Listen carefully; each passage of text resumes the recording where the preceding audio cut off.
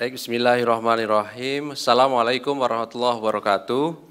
Selamat pagi teman-teman semuanya, tetap semangat di pagi hari ini. Mohon maaf menunggu karena kami harus memastikan bahwa seluruh proses-prosesnya kami lalui, baik itu proses administrasi penyelidikan maupun penyidikan. Dan yang kedua perlu juga kami sampaikan, sebenarnya ada 6 orang ya yang ditetapkan sebagai tersangka dalam perkara dugaan korupsi yang sudah tadi pagi kami umumkan terkait dengan kegiatan tangkap tangan di Kota Bandung, Jawa Barat. Di hadapan kita 4, yang 2 hasil dari pemeriksaan kesehatan ternyata positif COVID, sehingga nanti tidak ditampilkan dalam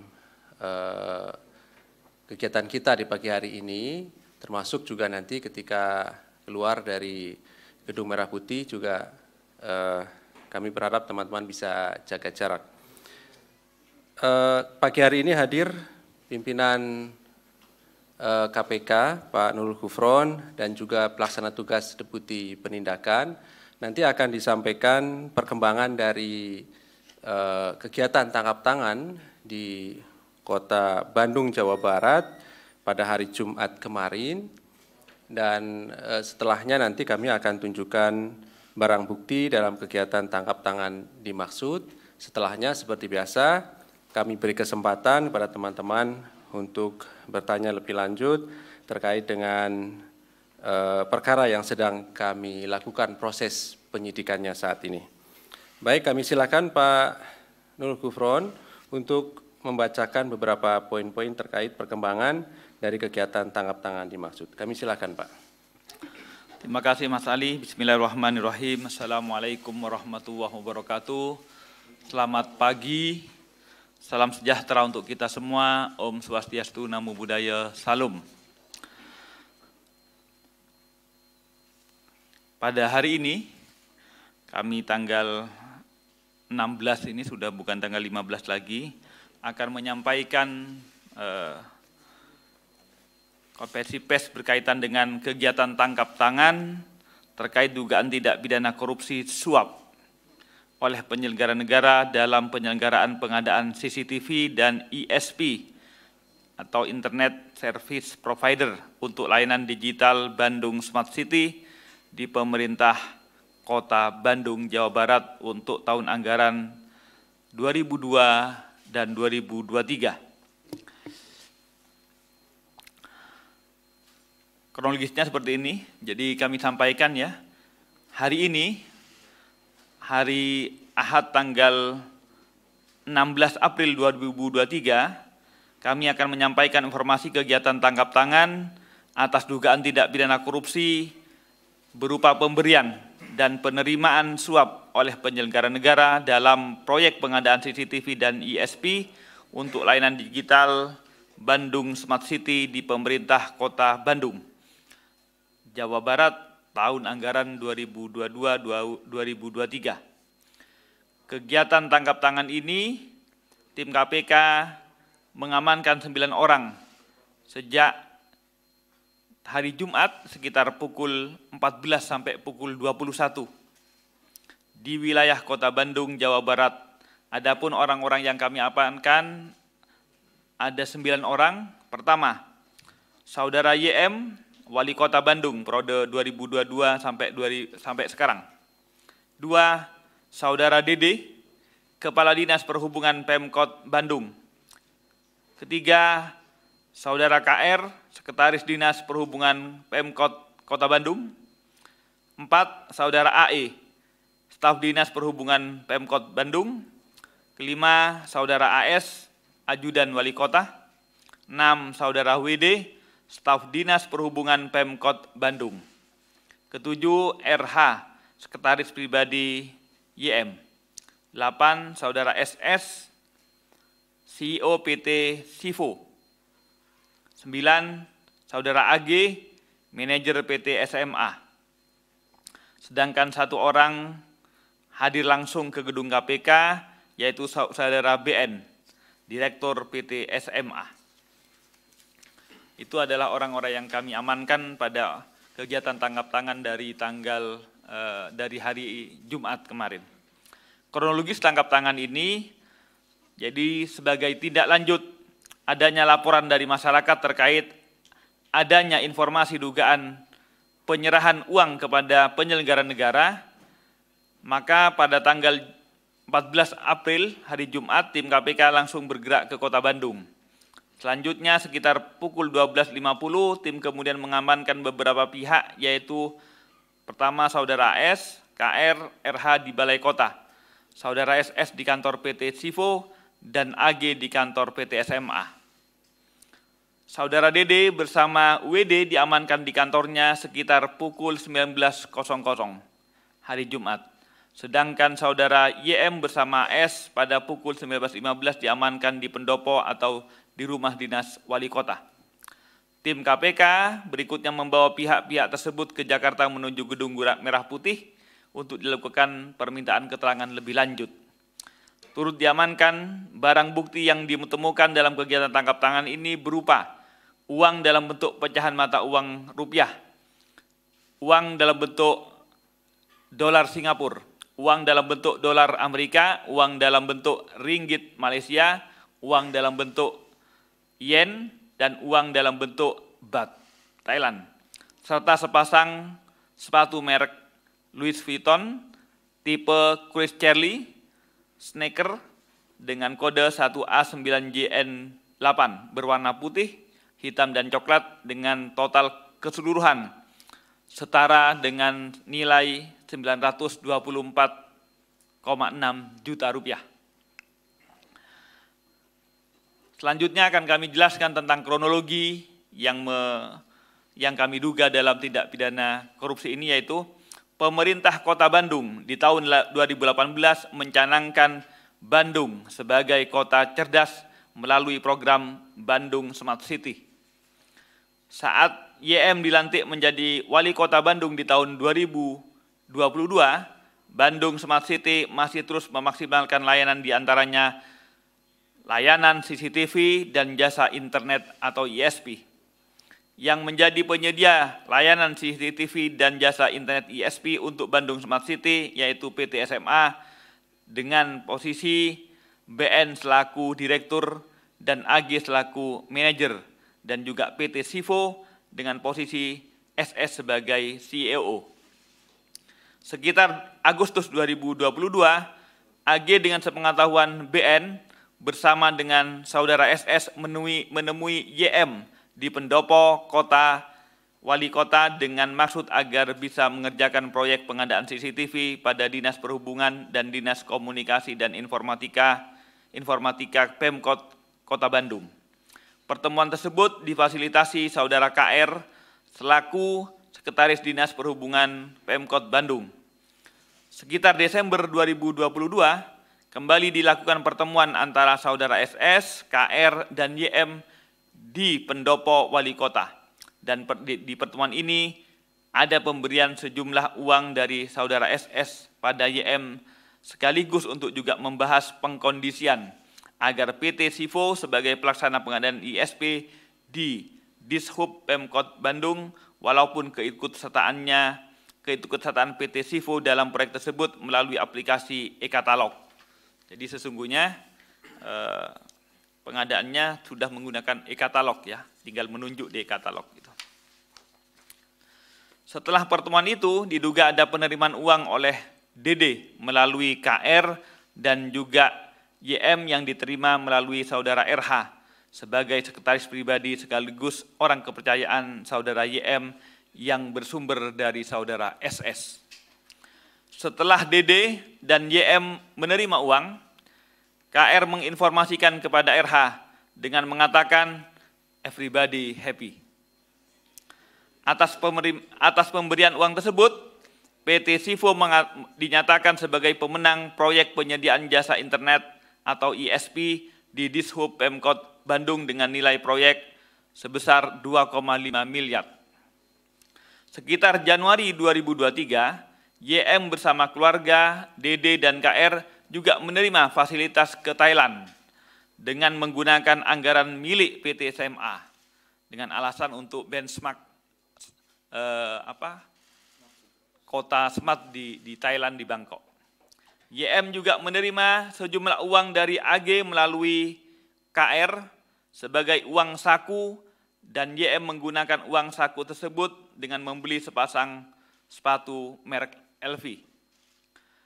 Saudara Dede selaku Kepala Dinas Perhubungan Pemkot Bandung juga menerima uang dari AG melalui KR karena memerintahkan melakukan pengubahan termin pembayaran kontrak pekerjaan senilai 2,5 dari termin 3 termin menjadi 4 termin. Jadi yang semula 4 bulanan kemudian per terminnya menjadi 3 bulanan sehingga 4 termin.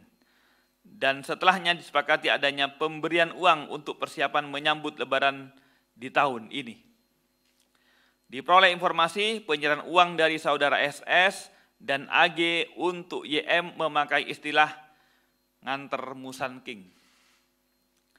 Sebagai bukti awal penerimaan uang oleh YM dan DD melalui KR senilai sekitar 924,6 juta. Dari pemeriksaan, tim KPK juga mendapatkan informasi dan data adanya penerimaan uang lainnya oleh saudara YM selaku Wali Kota Bandung dari berbagai pihak yang masih akan terus didalami lebih lanjut dalam pemeriksaan penyidikan. KPK atas kegiatan tangkap tangan ini kemudian menetapkan 6 orang tersangka, yaitu pertama saudara YM sebagai selaku Wali Kota Bandung periode 2022 sampai saat ini. 2. Saudara Dede, Kepala Dinas Perhubungan Pemkot Bandung. 3. Saudara KR, Sekretaris Dinas Perhubungan Pemkot Bandung. 4. Saudara BN, Direktur PT SMA.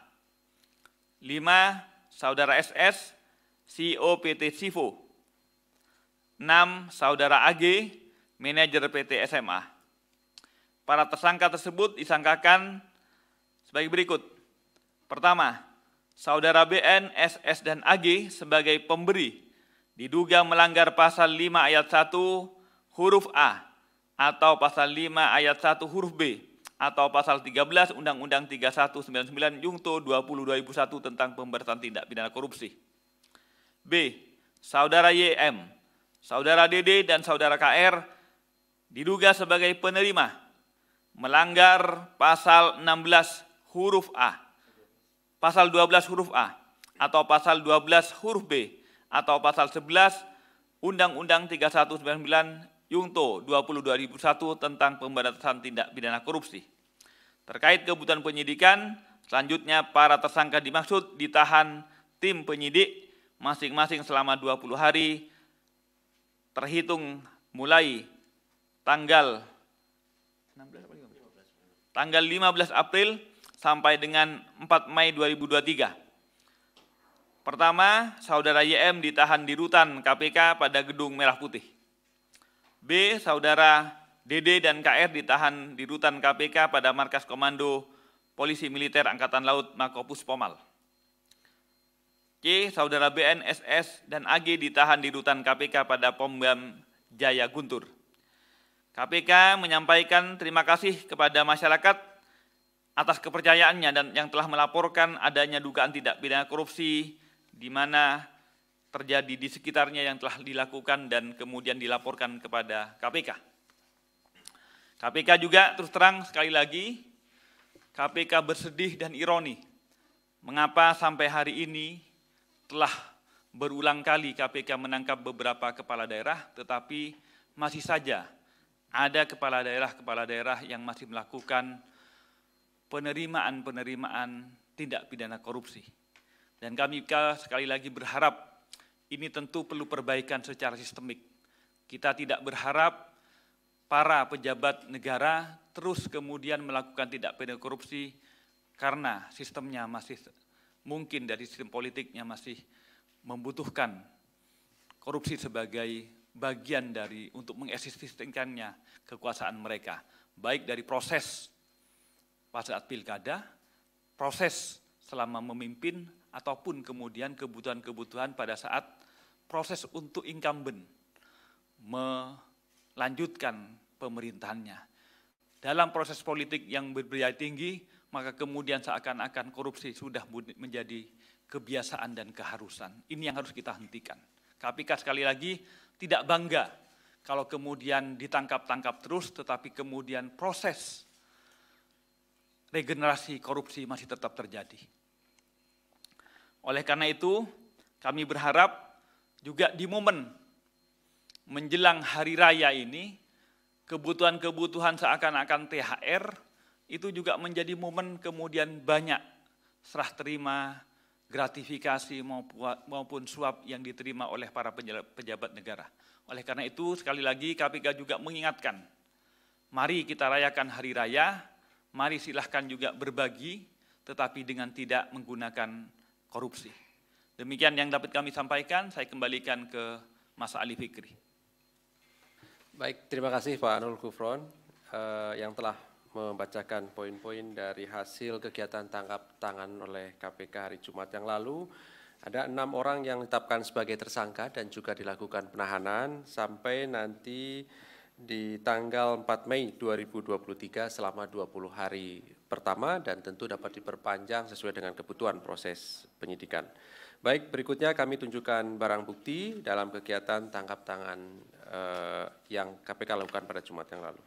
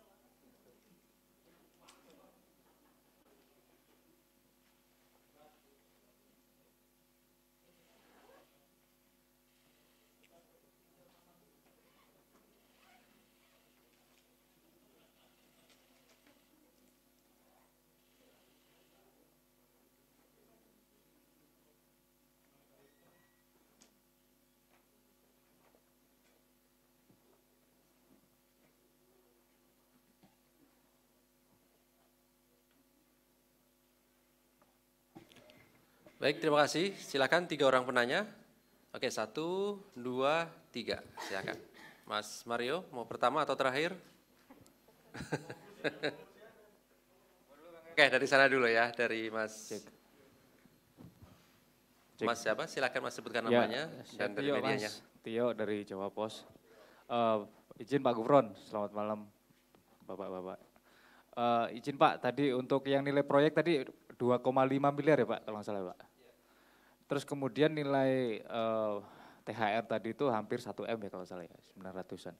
Artinya berarti proyek 2,5 terus kemudian suapnya hampir 1 M ini kalau mau dikurangin dengan nilai proyek berarti kan hampir 1,5 nih Pak sisa uang yang kira-kira seperti itu kalkulasinya kan. Ini KPK sudah mendalami belum Pak? Artinya untuk CCTV-nya produknya ini jadinya kayak apa ini? Terus kemudian apakah memang speknya dikurangin drastis ya kan? Terus kemudian ini kan juga e-katalog Pak. Artinya dari situ kan kelihatan Pak spek-speknya kan. Kalau kita lihat e-katalog itu kan gampang banget tuh speknya kan detail banget di situ. Apakah dia main di pengaturan spek juga tuh Pak? Manipulasi spek atau segala macam itu Pak. Karena ini kan udah e-katalog ya. Itu aja sih Pak. Oke, terima kasih Mas Tio. Silakan Mas Yogi ya. Iya, izin Pak, saya Yogi dari Kompas. Tadi itu kan penerimaannya sekitar 900-an dan menyambung Bapak tadi soal korupsi politik ya, itu kan nggak mungkin ya cuma segitu gitu loh Pak untuk biaya politik yang mahal itu. Apakah didalami juga maksudnya penerimaan yang lain gitu Pak untuk kepentingan politik, atau Pak Yana ini juga menggunakan uang itu untuk kepentingan politik terutama di Pilkada 2024 nanti gitu. Terima kasih. Oke, terima kasih. Terakhir Mas Mario ya, silakan Mas. Ya, terima kasih. Pak Gufron, saya cuma mau memperjelas saja nih, sebelumnya nih bahwa program Bandung Smart ini setahu saya sudah dicanangkan itu sebelum Pak Yana ini gitu lah. Artinya kan pada era almarhum lah kalau nggak salah langsung digantikan Pak Yana gitu loh. Apakah KPK juga sudah menelusuri program sebelumnya gitu? Adakah indikasi? Nah, kemudian yang saat ini Pak Yana ini setahu saya meneruskan beberapa program yang sebelumnya dicanangkan. Apakah memang bahannya program Bandung Smart ini yang kemudian orang-orang di belakang jadi nggak smart ini ketangkep gitu loh? Atau memang ada program-program lain yang memang masih nyangkut gitu loh. Nah terus kemudian saya mau menanyakan apakah memang ini tidak ada pembahasan sebelumnya di legislator soal pembahasan anggaran. Sebenarnya apakah memang Kang Yana ini main sendiri berinisiatif atau memang ada kulon-nuwun dari ya fraksi yang mengawal di sana gitu kan. Kita tahu Pak Yana ini dari fraksi mana gitu kan, mungkin di penganggarannya sudah ada yang mengawal. Apakah sudah sampai KPK melihat hal-hal seperti itu? Nah kemudian yang paling mau saya pastikan pertanyaannya itu selain program ini apakah KPK sudah mendapatkan dari penggeledahan awal itu soal proyek-proyek lain Mas Ali. Itu kan Bandung kan penghijauan, ada pendidikan itu menjadi kebutuhan atau sorotan-sorotan publik lah membuat Bandung nyaman. Nah terakhir untuk kasus lain aja satu Mas Ali ya, yang kasus aja soal kasus ya soal. Saya mau nanya soal pengembangan kasus ini aja Pak Gufron, soal Kementerian SDM itu gimana penyelidikannya jalan nggak dengan hingar-bingarnya kemarin itu? Kan kalau nggak jalan kan semakin membenarkan bahwa itu ada pembocoran. Tapi kalau jalan kan berarti nggak benar itu dibocorin kan gitu. Saya ingin memastikan itu saja. Makasih. Oke, terima kasih Mas Mario. Baik, saya beri kesempatan, barangkali masih ada. Oke, silakan, masih ada ya. Silakan. Pak, nanti komen soal Lampung ya Pak. Loh.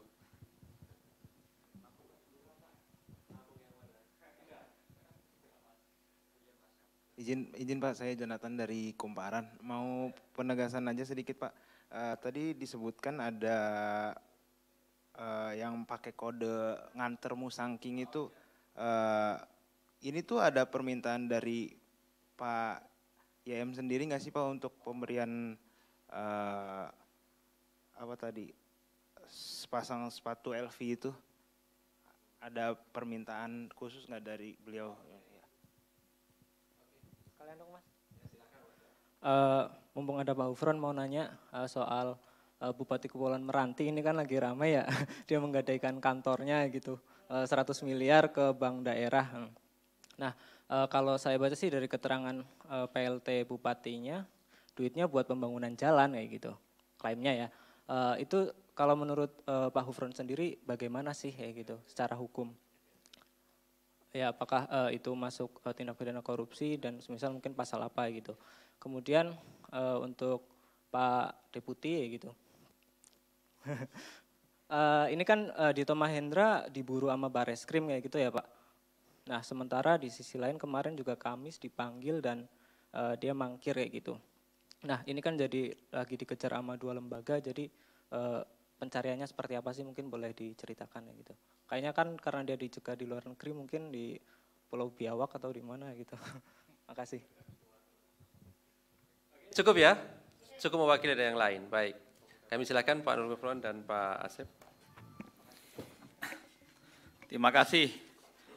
Tadi ada 1, 2, 3, 4 ya, 4 penanya. Ada beberapa yang bersifat kasus ini, ada juga yang bertanya di kasus lain ya. Bahwa pertama dari Mas Tio, ini proyeknya 2,5, tadi suapnya 924,6, hampir 1 M gitu. Jadi kemudian pertanyaannya, kalau hampir berapa itu? Hampir anggap 40% ya. Tinggal 1,5 dari 2,5. Lantas wujudnya jadi apa gitu kalau sudah 40. Dan sekali lagi itu masih akan kami dalami ya, karena yang kami baru tangkap itu atas penerimaannya. Bahwa kemudian logikanya Pak, kalau kemudian yang terbelanjakan menjadi hanya 1,5 dari 2,5, berarti kemudian tentu kualitas dan juga kuantitasnya mungkin rendah begitu. Nah, itu nanti akan kami dalami. Sementara kami masih menerima ataupun memeriksa di pokok kegiatan yang kami tangkap itu atas penerimaan suapnya. Tentu kemudian biasanya ya bayangkan dari 2,5 924 kembali, berarti kan pasti 1,5 itu terbelanjakan dalam baik kualitas maupun kuantitas yang tidak lagi memadai, atau sebaliknya memadai tapi memang di markup, memang di itu semua masih kemungkinan yang akan kami dalami. Itu kegiatan kami lebih lanjut. Bahwa kemudian Pak ini kan sudah menggunakan e-katalog, asumsinya barang ataupun juga harganya sudah pasti. Tapi kemudian kok kenapa masih ada suap? Ya mungkin di dalamnya tetap kemudian di banyak kasus yang sebelumnya, bukan hanya ini. Untuk yang ini kami masih belum mendalami tentang kenapa kok masih sudah pakai e-katalog masih perlu suap. Nah, di beberapa kegiatan PBJ yang menggunakan e-katalog yang sama seperti ini, itu tetap walaupun menggunakan e-katalog masih ada pengkondisian. Nah, pengkondisian itu misalnya secara teknis maupun non teknis pada saat membutuhkan ataupun ada treatment-treatment yang membuat peserta ataupun pengupload yang lain itu tidak bisa memiliki karakter-karakter yang seakan-akan tidak memenuhi syarat. Nah, yang begitu-begitu nanti kami masih akan dalami ya, karena ini kami berkacamata atas PBJ yang menggunakan e-katalog yang sebelum-sebelumnya. Untuk yang kasus ini, kami masih akan mendalaminya. Itu dari Mas Tio. Kemudian penerimaan yang lain lagi untuk kepentingan politik. Nah, jadi asumsinya ini penerimaannya hanya 924 gitu ya. Padahal tentu kebutuhan politik mungkin akan lebih banyak lagi. Baik momen THR, momen merawat konstituen, apalagi untuk kepentingan politik di 2024. Itu tentu. Tetapi sekali lagi dugaan-dugaan itu sudah menjadi bagian dari praduga kami, nanti akan kami kembangkan di beberapa proyek yang lain, tentu akan kami dalami.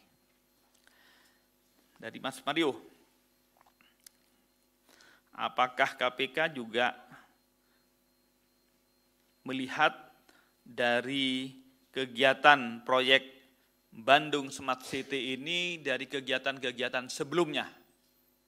Apakah karena ini memang kegiatannya sudah dicanangkan sejak 2018, proyeknya sudah 2018, tapi yang kami tangkap ini 2022 dan 2023. Apakah kemungkinan akan masuk ke sebelumnya? Sekali lagi kemungkinannya masih kami buka, tetapi lebih lanjut akan kami update hasil-hasil pemeriksaan, bukan hanya mundur ke sebelumnya, termasuk juga menyamping kepada yang lain, Mas Mario.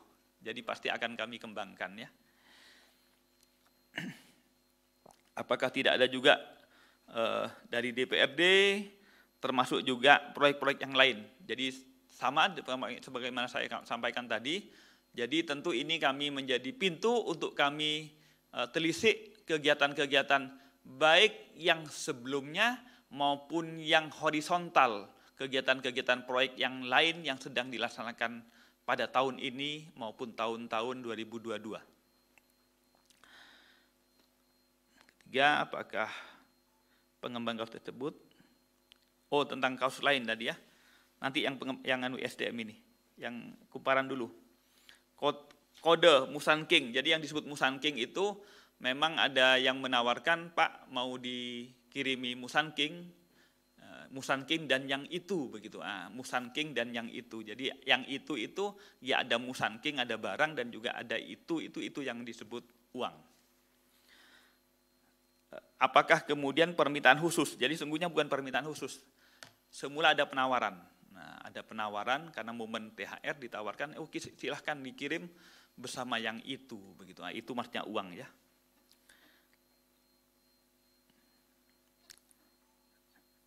Ada itu yang berkasus dengan ini. Kemudian masuk kepada yang SDM. Bagaimana progres kasus? Jadi semula sekali lagi kegiatan kami yang sudah kami lakukan di SDM itu adalah atas dugaan penggelembungan ataupun tukin palsu ya. Itu yang kami sudah lakukan. Apakah kemudian hasil dari penyidikan terhadap tukin palsu ini kemudian kami menemukan sebagaimana yang sudah dilakukan kemudian kami berhenti atau tidak, tentu sekali lagi KPK secara prosedural hasil-hasil temuan itu tetap akan kami lanjutkan sampai menemukan titik terang. Jadi jangan khawatir, kami tidak akan menghentikan apa-apa, tapi akan kami melanjutkan dan nanti pada saatnya ketika sudah ada kejelasan nanti kami pasti akan update Mas Mario. Itu SDM, kemudian Bank Riau, bahwa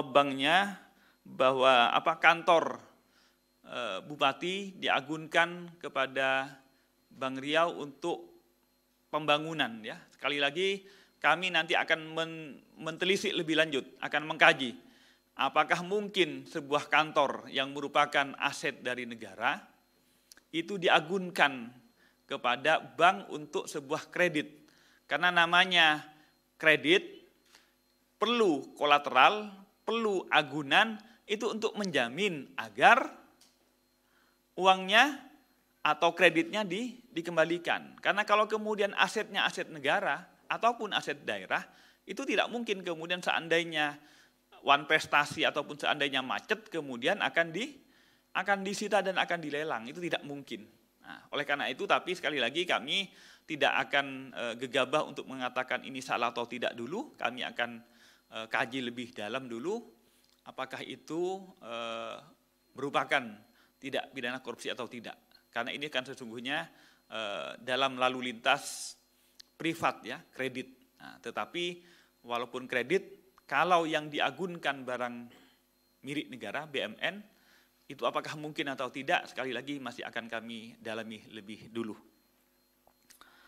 Saya kira itu. Selanjutnya tentang Saudara Dito yang dipanggil di Bareskrim maupun di KPK, nanti Mas Asep untuk bisa menjelaskan. Silakan Mas Asep. Kalau juga ada tambahan yang lain silakan. Siap. Terima kasih pimpinan. Menambahkan apa yang sudah disampaikan oleh Pak Gufron tadi terkait dengan Dito Mahendra. Memang di Bareskrim juga perkaranya yang terkait dengan penemuan senjata api pada saat kami melaksanakan penggeledahan itu sedang ditangani dan memang juga ada pernyataan dari Bapak Kabar Eskrim terkait dengan permintaan untuk Saudara Dito hadir karena sampai saat ini belum hadir. Begitupun juga penanganan perkara di kami di KPK, kami juga memanggil Saudara Dito dan sampai kemarin juga belum hadir. Tentunya kami secara bersama-sama dengan Bareskrim terus berkoordinasi untuk menghadirkan Saudara Dito. Langkah-langkah yang sudah kita laksanakan, salah satunya adalah dengan menerbitkan atau mohon pencekalan ke imigrasi, di mana tentunya kita berharap bahwa dalam pelaksanaannya nanti suatu saat saudara itu akan bisa kembali hadir di sini maupun juga di Bareskrim, dan kita mencegah supaya tidak keluar atau keluar negeri dengan adanya pencekalan tersebut. Itu mungkin yang bisa kami sampaikan. Terima kasih, pimpinan. Baik. Bukan pencekalan, mencekal supaya tidak keluar negeri.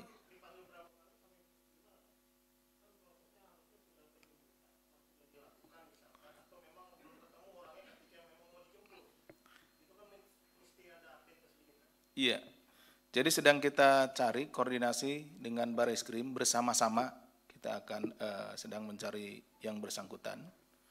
Sampai saat ini barangkali nanti Mas Mario ada informasi, mohon disampaikan kepada kami. Ada di biasanya Mas Mario punya informasi seperti itu. Nah, betul itu. Saya kira cukup ya. Terima kasih teman-teman kehadiran pada pagi hari ini. Terima kasih Pak Gufron, terima kasih Pak Asep, dan kami akhiri. Enggak, yang dua kan memang tidak kami tampilkan di sini, sehingga nanti ini keluar dulu, baru kemudian yang dua juga begitu. Sehingga yang dua kami berharap teman-teman tetap jaga jarak tentunya kan ya. Oke. Oh.